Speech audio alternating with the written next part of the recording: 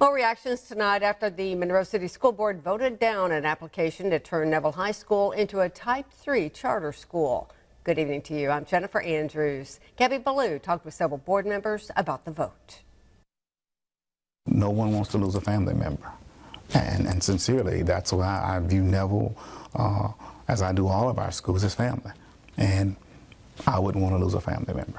Superintendent for Monroe City Schools, Sam Moore III, says he does not want to lose Neville High School.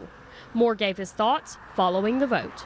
I wish that the Charter Association would work with me and the school system to try to address their concerns and those concerns that are legitimate concerns. The motion failed in a 2-2 vote with 2 members against it, 2 members voted for the application, and 1 member abstained from the vote. Members Darrell Berry and Brandon Johnson were not at the meeting. In a statement sent to our newsroom, Bill Wilson, who voted for the charter application, called it a sad evening for the Monroe City School Board. He went on to say, "We truly hoped that our school board would have exhibited the logical and common sense to vote for Neville High School's Type 3 charter request, but unfortunately, they did not." Jennifer Hainline, who abstained from the vote, said, "It is my hope that the charter board works over the next year to become an advisory board that is a reflection of the community it serves and of individuals who can promote a more equitable social power structure." Betty Ward Cooper, who voted against it,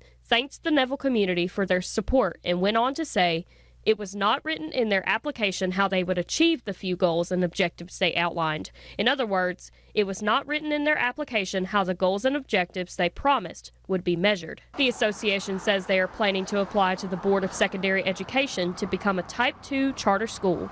There's no word yet on when this will take place. We reached out to the remaining board members, but we have not received a statement from them. In Monroe, Gabby Ballou, KNOE 8 News.